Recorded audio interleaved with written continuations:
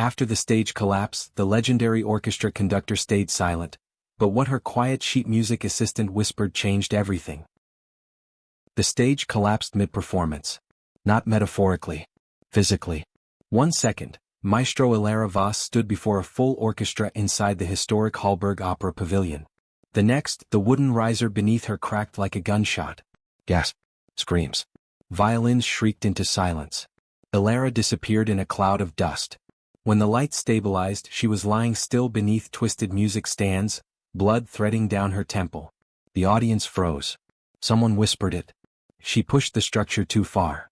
She insisted on altering the stage design. She always has to control everything. Paramedics rushed in. Board members hovered. And Ilera did not open her eyes. But she was conscious. Completely. Perfectly. Listening. She felt the tremor in the beams before the snap. She heard the subtle metallic pop backstage 10 minutes earlier. She knew that sound. Someone tampered with the load pins. So she made a decision while lying under splintered wood. Don't move. Let them talk. Let them believe she's out of control. Let them reveal themselves. A stretcher rolled her through the lobby. Cameras flashed. Donors murmured. Reckless genius, someone muttered. From across the chaos, a man moved differently. Calm. Focused. Not dramatic. Jonah Mireles. Sheet music assistant. Single father. Former structural engineering student who left university when his wife passed away. He wasn't looking at Ilera. He was looking at the support bolts backstage. Counting. When paramedics loaded her into the ambulance, Jonah stepped forward quietly. He leaned close enough that only she could hear. I know you're awake, he whispered. Pause. Her lashes didn't move. He continued softly. The failure wasn't stress. It was deliberate. A single tear slid sideways toward her ear, not from pain. From confirmation. You don't have to fight yet, he murmured. I'll listen for you. The ambulance doors shut. Outside, board trustee Gerald Huxley was already addressing reporters. This unfortunate incident raises serious concerns about Maestro Vaz's leadership choices. Leadership choices. Inside the ambulance, Ilera's breathing remained slow. Controlled. Measured. She wasn't humiliated. She was hunting. And as sirens carried her away, Jonah looked up at the cracked rafters and said quietly to himself, You picked the wrong orchestra. The hospital room smelled like antiseptic and rehearsed sympathy. Ilera Vaz lay motionless beneath crisp white sheets, a small bandage at her temple, monitors blinking steadily beside her. Her breathing was slow. Measured. Convincing.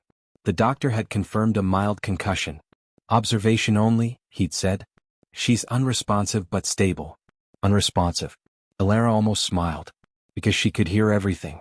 The hallway outside her room was louder than any orchestra. Trustee Gerald Huxley did not lower his voice enough. She cannot continue, he said sharply. This is the third structural modification she's insisted on in 2 seasons. A softer voice replied, but the pavilion approved those renovations. Yes, approved because she insisted. Ilera catalogued tone, pacing, who interrupted whom. A younger board member, Clara Nadim, spoke carefully. Gerald, the inspection report last month said the stage was sound. Reports can miss things, Gerald snapped. Or someone can create them. Ilera remained still. She needed them comfortable. The door opened. Footsteps. Jonah. She knew his cadence. Slight drag in the left step. He never rushed. The room quieted when he entered. You can't be in here long, Clara said gently. I'm not here long, Jonah replied evenly. Just dropping off her marked scores. She doesn't like them moved. There was a pause. She can't conduct, Gerald muttered. She may not recover fully. Jonah didn't answer. He simply placed a folder beside Ilera's bed. Inside that folder was not music. It was a printed diagram of the stage support grid, with 3 bolts circled. By evening, the news cycle had decided. Brilliant but volatile. Pushed too far. Artistic ego compromises safety. In the board's private lounge, Gerald leaned back with a glass of mineral water and said what he'd been rehearsing for years. The Hallberg Orchestra deserves stability. Not spectacle. Across from him, benefactor Miriam Klein frowned. Ilera rebuilt this orchestra from near bankruptcy.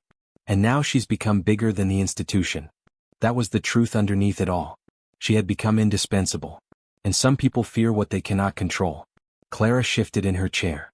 This feels premature. Does it? Gerald replied smoothly. Sponsors are nervous. The autumn gala is in 6 weeks. We cannot gamble on whether she wakes up ready to wave a baton.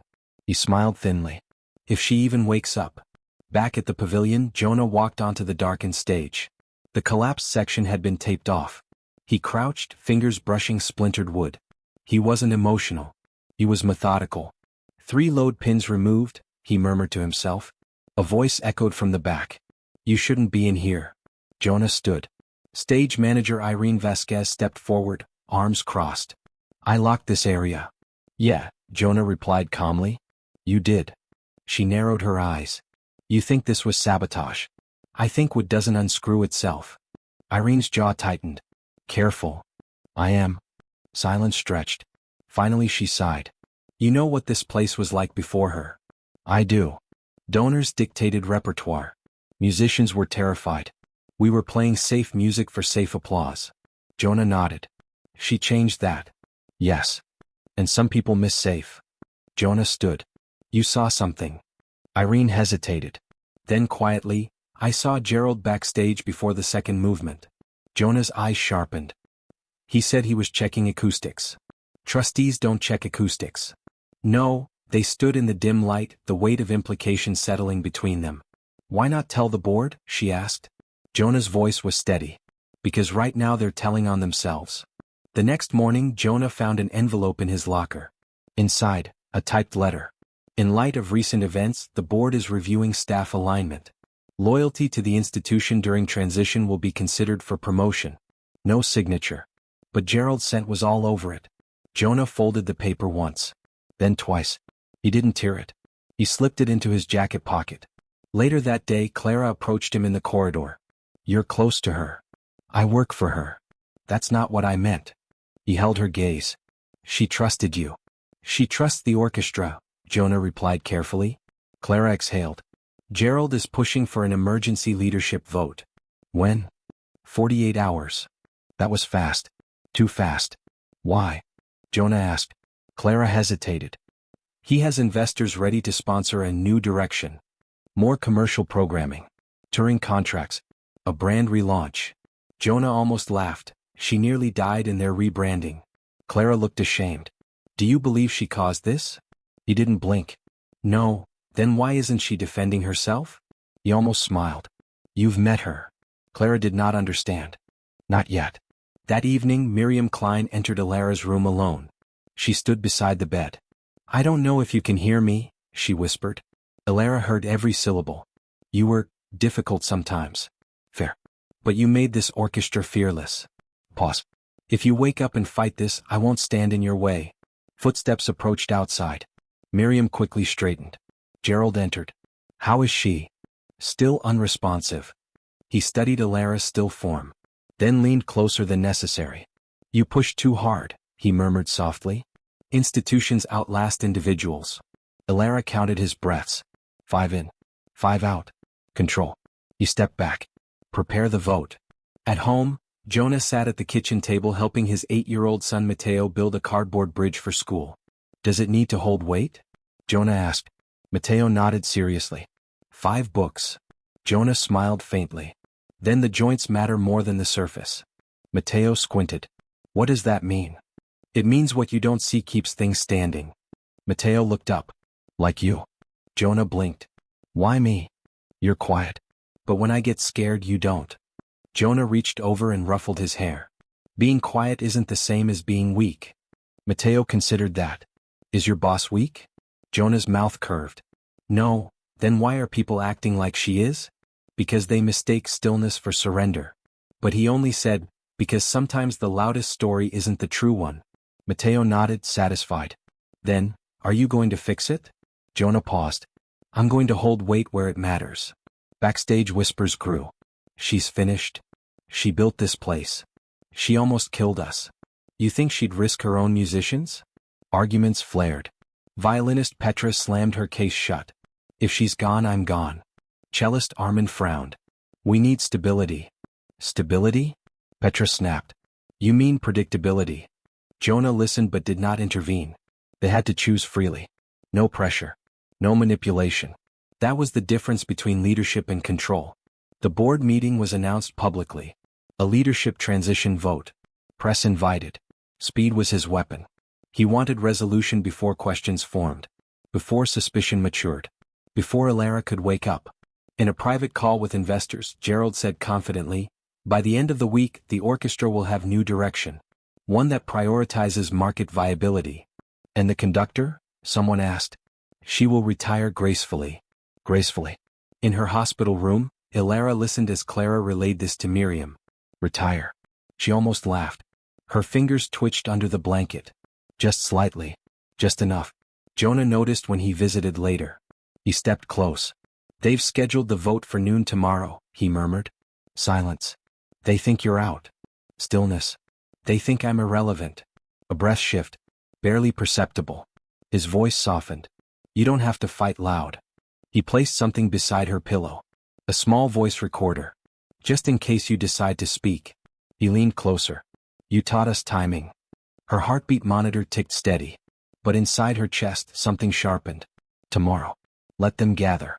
Let them declare victory. Let them reveal the architecture of their ambition. Because pressure reveals structure. And when the hall fills at noon, they will think she is gone. And that is when truth is loudest. The vote is set. The hall will be full. Gerald believes he has already won. But silence, when chosen, is not weakness. It is positioning. If you feel the tension tightening, stay with it. Next part is where loyalty stops being quiet and starts costing something. The hall was already filling by 11:30. Not with music. With tension. The chandeliers glowed too brightly, like they were trying to compensate for something cracked beneath them. Musicians stood in small, divided clusters. Donors took front-row seats. Press cameras were being adjusted quietly near the back wall. And on stage, where Elara Voss once stood commanding crescendos with a flick of her wrist, a single podium waited. Empty. Gerald Huxley stood backstage adjusting his cufflinks. "Make sure the press packets emphasize forward direction," he told Clara briskly. "We're not removing anyone. We're evolving." Clara's jaw tightened. "She hasn't even been declared unfit." "She hasn't been declared fit," Gerald replied smoothly. Across the stage, Jonah stood near the grand piano, holding a folder that felt heavier than paper had any right to feel. Inside were three things: the stage grid schematics, a maintenance log with overwritten timestamps, a security clip Irene had quietly sent him at 2:12 a.m., 4 minutes before the collapse. He hadn't watched the clip more than twice. He didn't need to. He knew what it showed. Gerald stepping behind the East Stage support truss. Alone. "Jonah." He turned. Petra, the first violinist, stood there gripping her bow too tightly. "You're going to say something, aren't you?" "Maybe." She studied him. "They'll come for you." He almost smiled. "I'm a sheet music assistant." "That's not what you are." He tilted his head slightly. "And what am I?" "You're the only one who doesn't flinch around her." He let that settle. "She doesn't need flinching," he said quietly. Petra exhaled. "If she's gone, she's not gone." Petra blinked. "You've seen her." He didn't answer directly. "She taught you to listen for silence between notes, right?" "Yes." "That's where she is." Petra's expression shifted. Not hope. Recognition. The night before the vote, Gerald had made one final move. Jonah arrived home to find a car parked outside his small duplex. A black sedan. Engine still warm. Inside his mailbox was another envelope. No letterhead this time. Just numbers. A salary triple his current pay. A relocation package. Private school sponsorship for Matteo. He stared at it for a long time. Then he went inside. Matteo was on the floor assembling a puzzle. "Dad?" "Yeah." "You look like you swallowed a bug." Jonah sat down across from him. "If someone offered you something big," he asked slowly, "but you had to lie to get it, would you?" Matteo frowned. "What kind of lie?" "One that hurt someone who trusted you." Matteo didn't hesitate. "That's not a prize. That's a trap." Jonah laughed softly despite himself. "Yeah," he murmured. "It is." Matteo studied him carefully. "You're scared." "I am." "Of what?" "That if I speak it won't be enough." Matteo shrugged in that painfully simple way children do. "You always tell me it's not about being enough. It's about being right." Jonah swallowed. He kissed the top of his son's head. "Go brush your teeth." Back at the hall, the musicians were unraveling. Armin cornered Jonah near the percussion section. "This is reckless," Armin hissed. "You think you can accuse a trustee publicly?" "I'm not accusing," Jonah replied evenly. I'm presenting. They'll sue. Maybe. They'll fire you. Probably. Armin ran a hand through his hair. Why would she let this happen? Jonah's voice lowered. She didn't let it happen. Then why is she silent? Jonah looked toward the empty podium. Because sometimes if you defend yourself too early, you stop people from revealing their motives. Armin stared at him. You talk like her. Do I? Yeah. It's annoying. Jonah smiled faintly. That's fair. The vote begins. At noon sharp, Gerald walked onto the stage. Polite applause. Controlled. Manufactured. Friends, he began, voice rich and steady. Today we stand at a crossroads. Jonah resisted the urge to roll his eyes. Crossroads. Every leadership coup loves a metaphor. Gerald continued. Maestro Voss has given extraordinary years to this institution. But leadership demands accountability. The recent structural incident forces us to reconsider. Reconsider what? Petra muttered under her breath. Whether her artistic risks have exceeded prudent governance. There it was. Reframed. Reshaped. Responsibility turned into recklessness. Clara stepped forward reluctantly. As per bylaws, we will now vote on interim artistic direction. Jonah's pulse slowed. This was the moment pressure becomes visible. He walked forward. Before the vote, he said calmly. Murmurs rippled. Gerald's smile tightened. This is highly irregular. So was the bolt removal, Jonah replied. Silence fell.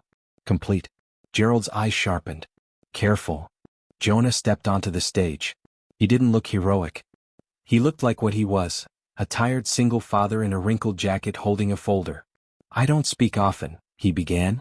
But I was a structural engineering student before I worked with music. That caught attention. I left school when my wife got sick, he continued quietly. I learned quickly that foundations matter more than facades. He opened the folder. The stage didn't fail from stress. It failed from removal. He projected the schematic onto the screen. 3 bolts highlighted. These were removed manually. Within 30 minutes of the performance. Murmurs erupted. Gerald's voice cut in sharply. This is speculation. Jonah didn't look at him. It's documentation. He played the clip. The hall filled with the unmistakable image of Gerald stepping behind the truss at 2:12 a.m. Someone gasped.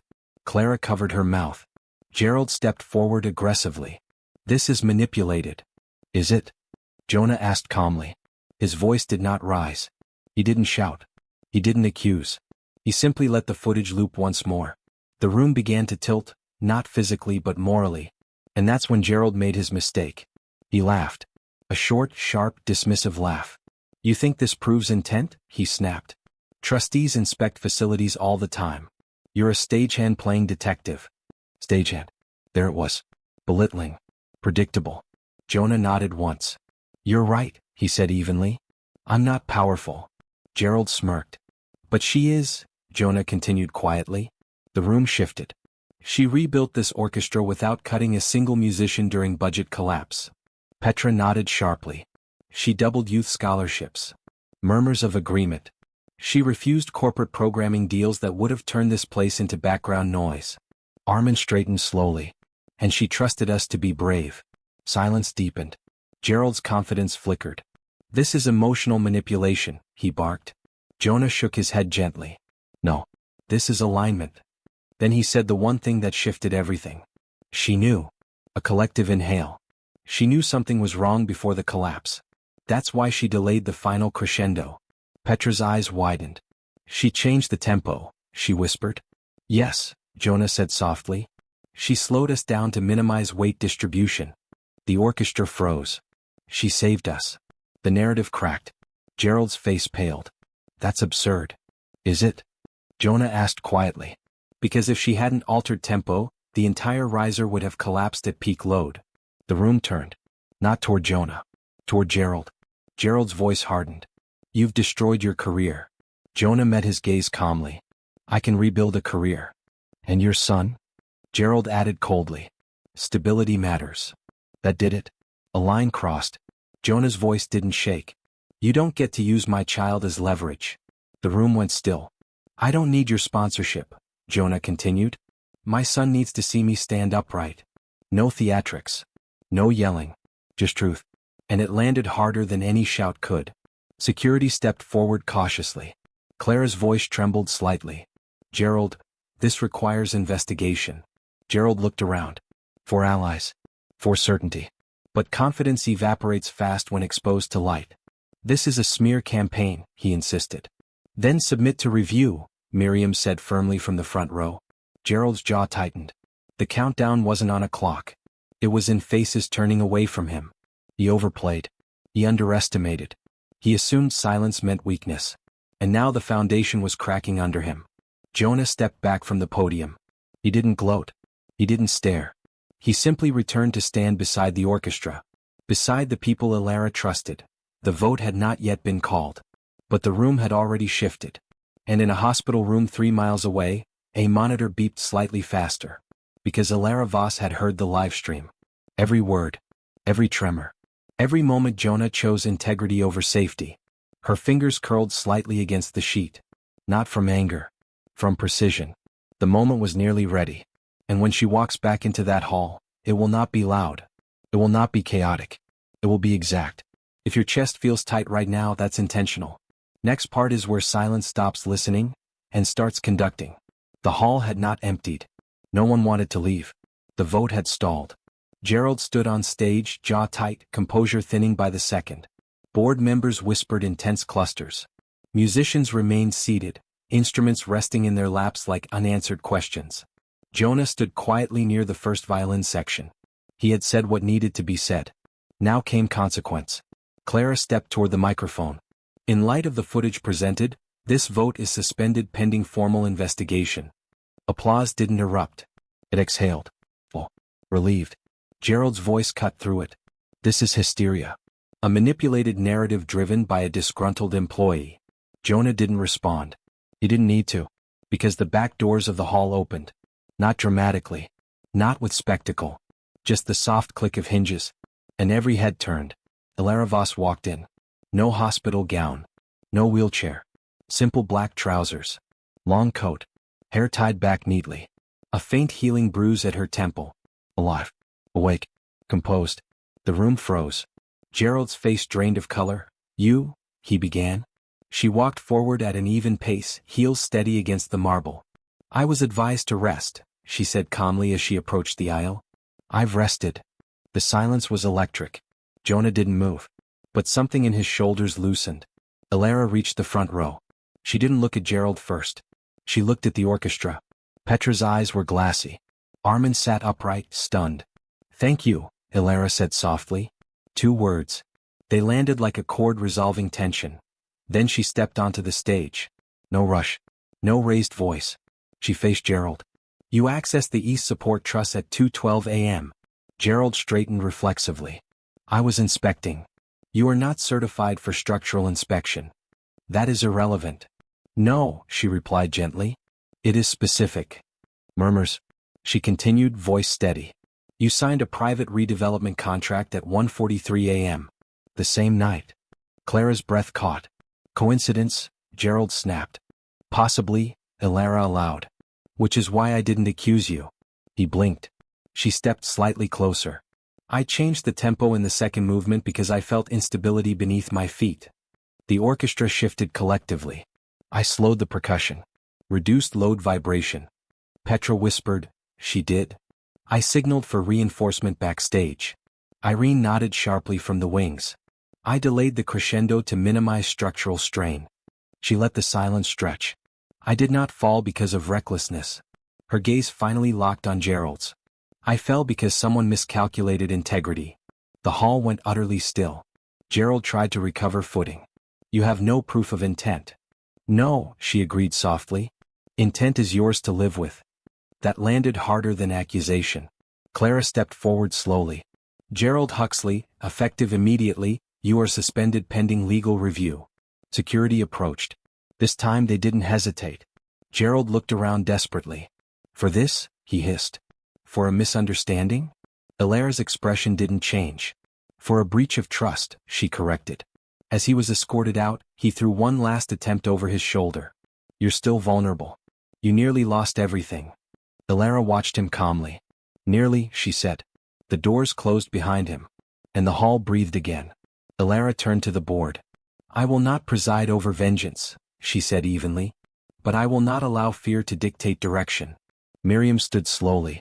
We failed you. Elara shook her head gently. You revealed yourselves. No bitterness. Just clarity. She stepped back from the microphone. This orchestra does not belong to a trustee. Or a conductor. She looked at the musicians. It belongs to those who build it.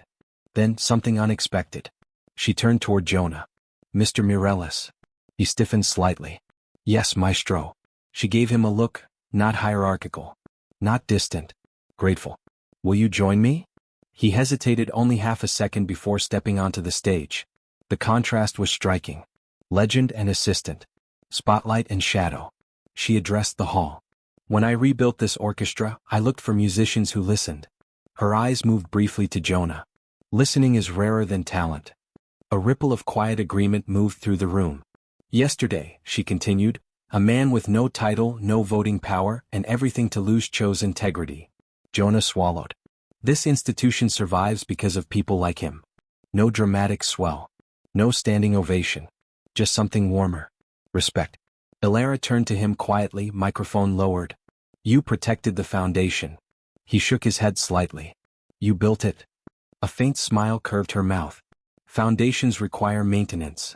A small ripple of laughter eased the tension. Even Petra laughed through tears. The decision. Clara stepped forward. What happens now? Elara looked at the orchestra. Now we play. A murmur of surprise. She stepped toward the podium. Paused.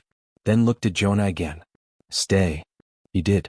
The musicians lifted instruments hesitantly. No rehearsal. No announcement. Just instinct. Elara raised her hand. And for the first time since the collapse, silence felt whole. She began softly. No grand symphony. No triumphant overture. Just a simple adagio. Strings entered gently. Winds followed like careful breath. The music wasn't defiant. It was steady, alive. As the final note faded, no one rushed to clap. They just sat in the warmth of something repaired. Not perfect, but aligned. Weeks later, the hall reopened fully. Structural audits completed. Transparency reports published. Governance revised. Clara implemented shared oversight measures.